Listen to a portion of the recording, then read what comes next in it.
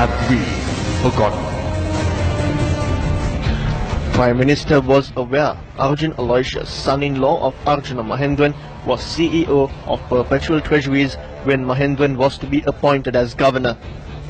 Mahendran assures Prime Minister Aloysius will step down and will not be involved in PTL operations. Evidence reveals Aloysius continued to be de facto head of PTL from January 2015 to date and was directly involved in PTL operations. It was revealed Mahendran violated assurance given to the Prime Minister.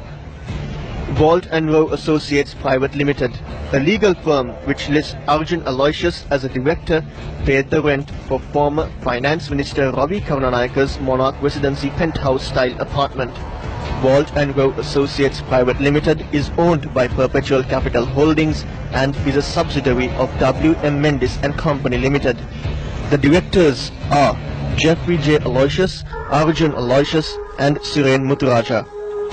The apartment was leased at a monthly rental of 1.45 million rupees. The lease agreement amounted to 7.3 million rupees, while an additional 1.4 million rupees was paid in cash. The former finance minister's wife introduced Aloysius to the owner of the apartment as the person who will be leasing out the apartment. Have we forgotten? Let's take a look at the structure of the Perpetual Group. Now, Perpetual Treasuries Limited is owned by Perpetual Asset Management. Perpetual Asset Management is owned by Perpetual Capital Holdings. And Perpetual Capital Holdings is owned by Perpetual Capital. Now, according to the evidence that has been placed before the Presidential Commission of Inquiry, the two sole beneficiaries or owners of this group are Arjun Aloysius and Jeffrey Aloysius.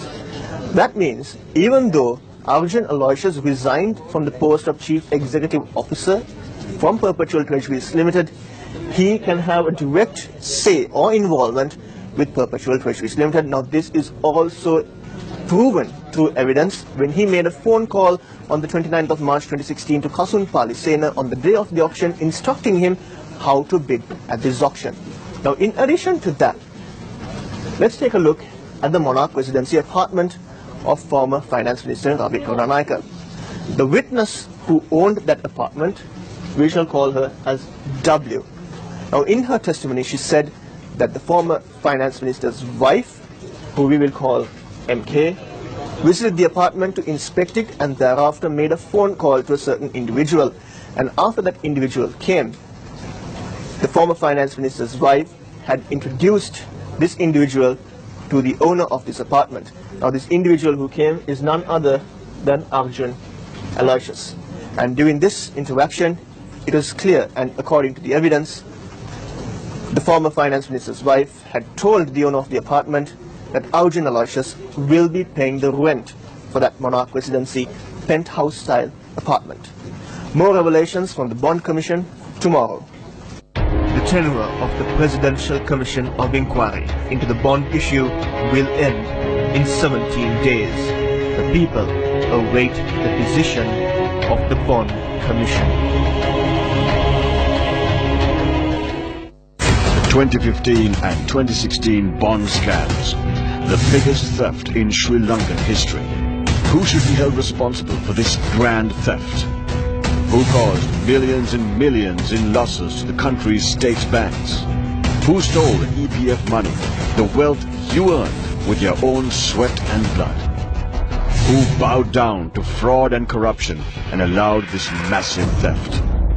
The entire nation awaits the final report of the Presidential Commission of Inquiry on the issuance of Treasury bonds.